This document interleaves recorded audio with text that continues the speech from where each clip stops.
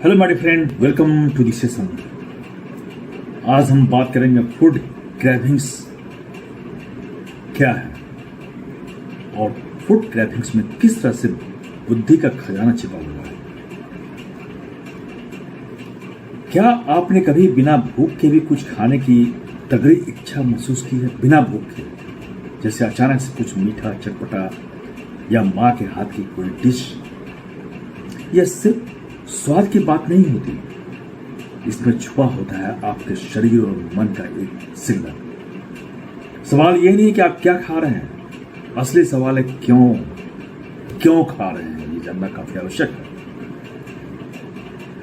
अब हम बात करें माइंडफुल क्रेविंग्स, सोच से समझ तक।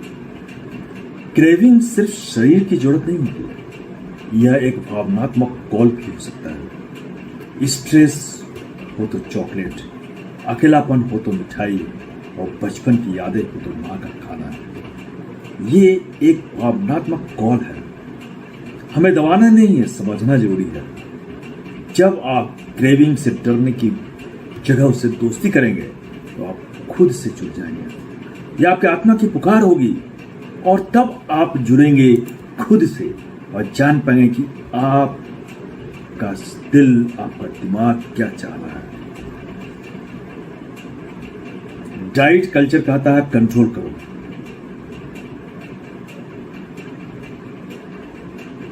और डाइटिंग नहीं, हमें माइंडसेट को शिफ्ट करना होगा। इंट्यूशन जरूरी है। इंट्यूटिव ईटिंग कहता है सुनिए, समझिए, अब महसूस कीजिए। अब रिसर्च से हम सीख सकते हैं, जो लोग इंट्यूटिव ईटिंग अपनाते हैं उनमें शरीर के प्रति पॉजिटिव सोच होती है, सेल्फ एस्टिमेट में वृद्धि होती है और डिप्रेशन और विंज ईटिंग में कमी पाई गई है। अब क्रेविंग्स को समझें, बदले नहीं, बैठिए और बस महसूस कीजिए।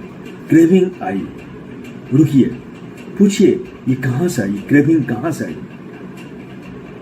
भूख नहीं है लेकिन फिर भी आपको महसूस हो रहा है कि आप कुछ लें। क्या ये भूख है या भावनात्मक जरूरत है? ये पहचानना बहुत जरूरी है।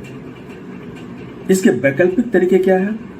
पानी पीजिए, थोड़ी देर टहलना शुरू कीजिए, दोस्त से बात कीजिए, थोड़ा आराम कीजिए। अगर क्रेविंग कम हो जाए तो जान लीजिए वो असली भूख नहीं है। जब आपको तलब लगे, किसी भी चीज की तलब हो सकता है, मीठा खाने की, नमकीन खाने की, शराब पीने की, स्मोकिंग करने की, ये क्रेविंग्स है, तो आप थोड़ा रुकिए और इसका अल्टरनेटिव तरीका अपनाइए। जैसे पानी पीजिए, आप थोड़ी देर टहलना शुरू कीजिए, दोस्त से बात करना शुरू कीजिए और थोड़ी देर आराम कीजिए। अगर क्रेविंग कम हो जाता है तो जान लीजिए ये असली आपकी चाह नहीं, असली भूख नहीं है। पेट से जुड़िए, अपने पेट को महसूस करना है आपको। क्या आप सच में भूखे हैं या कुछ और है? ये बेली मेडिटेशन करके आप अपने शरीर की आवाज को सुन सकते हैं। अपने शरीर पर भरोसा कीजिए। शरीर CEO है, उसे काम करने दीजिए। आपका मेटाबॉलिज्म जानता है कि उसे क्या चाहिए। कंट्रोल छोड़िए, विश्वास को जगाइए, विश्वास को बढ़ाइए।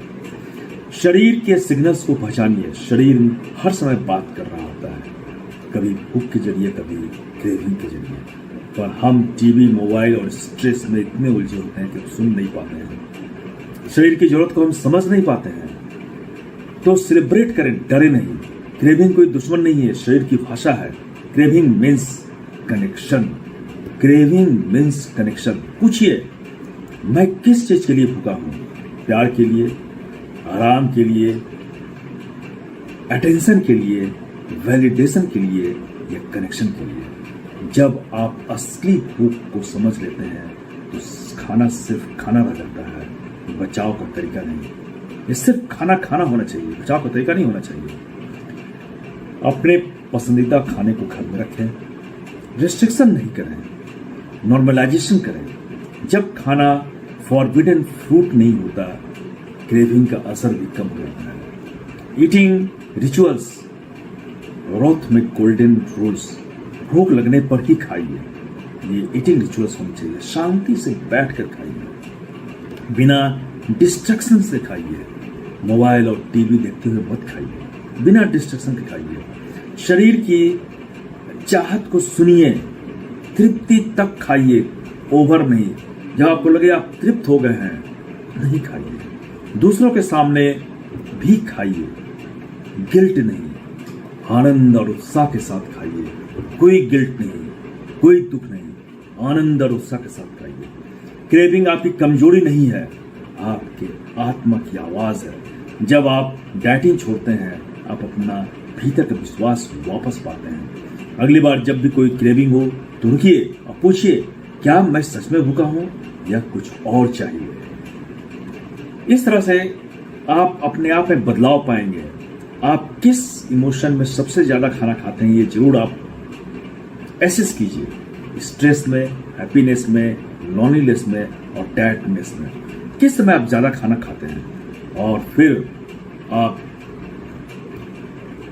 देखिए कि आज मेरी क्रेविंग क्या कर रही है, आज आपको क्या महसूस हो रहा है। अगर आप चाहे तो इस चीज को आप अपने डेली रूटीन में शामिल कीजिए और अपने आप पे आप बदलाव पाएंगे। धन्यवाद।